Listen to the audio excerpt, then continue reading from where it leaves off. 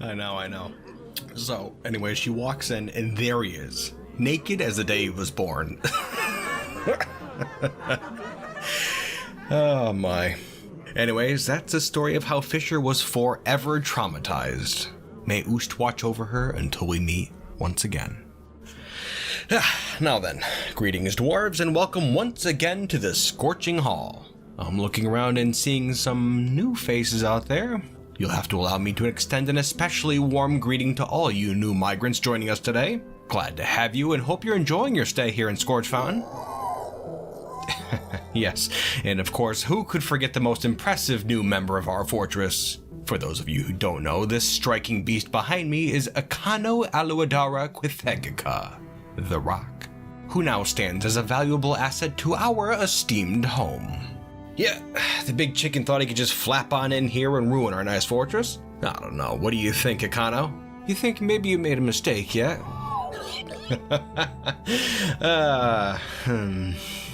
Man, this thing craps a lot. Pardon the stink. Anyways, yes, the Rock, mighty, legendary, unfathomably deadly to so many thousands of our kin. These blizzard white rulers of the sky have been the bane of dwarfkind since Orid Ashi's creation.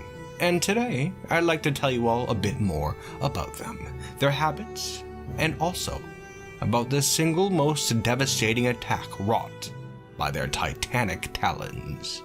So, have a seat, pull your mugs in close, and have a listen to the tale that I call The Day of the Feathered Eclipse. Far to the north, past the lands of men and dwarves, is a place of thin trees and billowing dust. In this place stands a behemoth. It looms over the land, passive yet menacing, its eyes dark crags, its teeth razor-tipped stone. This looming beast is known as the Towers of Sweetness, a savage, rocky hellscape of whipping sand and crushing rock. And the fiercest beasts of Orid Ashi call this place home. Blood-crazed Yeti tribes, hulking Minotaur and their gouging horns, and even Sarah-Cyst Comet, the many-headed Hydra, all lurk on the ragged slopes of those perilous peaks. And yet, even with their ferocious reputations combined, they can hold no candle to the winged lords of those towers, bearing a coat of feathers the purest white, and armed with a devilish bladed beak said to be big enough to house a wagon. They survey their domain with eyes larger than any shield. The Rock.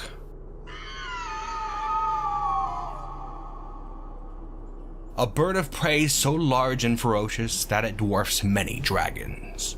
All beneath its mighty wings should fear the sky. These terrifyingly beautiful beasts are the unchallenged rulers of their airborne kingdom. Legends say that the rocks are servants of the goddess Oost, swooping down to gather fresh stars to be placed high in the glittering night sky. Some others think that the rocks stand as the remnants of a long-lost civilization that once spanned the width and breadth of our world. And yet, still others say that these enormous birds are just as they seem. Predatory animals that play an integral part of Orid Ashi's cycle of life and death. As you can see, thoughts on the origins of these mighty birds are highly speculated and still quite unknown.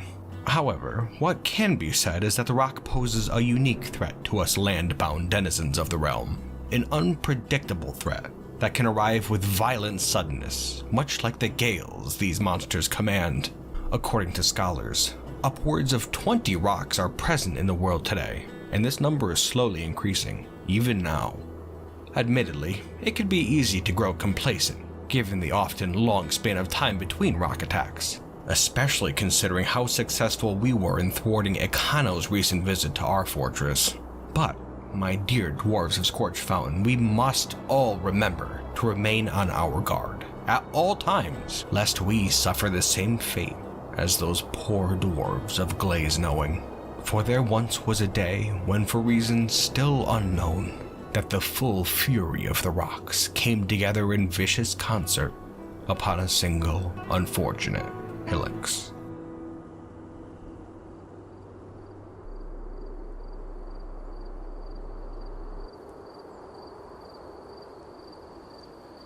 Shimmering heat rises from the wind-blown eastern steppes. Surrounded by a natural fortress of mountains, the people who make their homes here live a peaceful existence. Here in the land of our cousins, the glad boulder dwarves, life is ever steady, predictable, as it has been since the founding of the hillocks, Glaze knowing. For over 300 years it stood in these grassy plains, watching the rest of the busy world pass by. Generations of dwarves lived their lives in this place. Children, elders, and everything in between. Yet none of them could have ever known what terrors would soon be visited upon them. Early summer, 409. The sun beats down on the dusty fields below. The dwarves there content in their labor. Horn beetles bumble along, followed by their young, their quest for tender green grasses never ending. Churring summer insects fill the air. Their innumerable buzzing chirps form a single hissing tone. The sound of summer on the steppe, a land of peace. And yet, something was wrong. A vague sense of unease crept slowly through the valley. The beetles knew. Clustering together and shifting nervously, their groaning cries began to quiet. So too did the field bugs hush their summertime orchestra. Perceptive dwarves began to take notice. The wind swept by. Wheat and barley bowed at its passing. Shish, called the grass in its rasping tone, as if it too was shushing the fields. Clouds gathered on the horizon, low to the west. Dark clouds. A storm? Ignorant dwarves watched on, more in amusement than fear. Growing, the clouds broke apart, gathered, dispersed. Shifting anxiously, horn beetles began to groan. Worried field dwarves murmur amongst themselves, concern plain in their gruff voices. The wind picks up, its sigh intensifying. By the time it reached their ears, it was already far too late. Like a finely honed blade dashed upon stone, the sound was shrill and altogether wrong. The cry of the rock. As ants to the foot, dwarves began to scurry. The growing clouds took shape, massive pumping wings propelling them forward. The shadow of death blanketed the field. The feathered Eclipse. Violently descending forms smashed headlong into the hillocks, throwing dirt and dwarves alike through the air. A blizzard of wings beat furiously, blasting forth a typhoon's gale. Trees ripped forth from their age-old homes, dwarven abodes smashed into their component pieces, screams crashing, an explosion of wind and carnage. Great clacking beaks nip at tiny bodies, beetles and dwarves torn asunder. The tiny hillocks saw carnage more sudden and intense than has ever been experienced here in Orid Ashi. In the summer of 409, 17 individual rocks took part in the feathered eclipse. An unprecedented attack that left Glaze knowing as a tattered husk of what it once was. As mostly solitary hunters, this event is a true aberration and remains as one of the most worrying mysteries of our time. Though, the biggest question here is when will it happen again?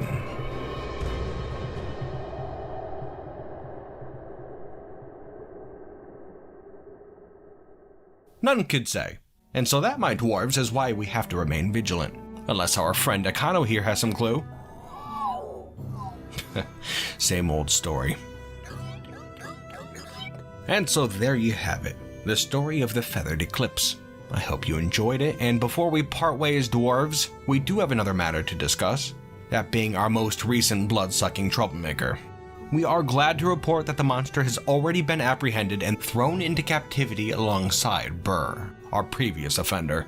So rest easy, my dwarves, nothing threatens our fair fortress this evening. Though, once again, I must remind you, if one day you find yourselves walking the fortress grounds, and suddenly you feel a sensation of unexplainable wrongness, point your eyes upward in search of the sun, and if shadowed it be, the eclipse has begun.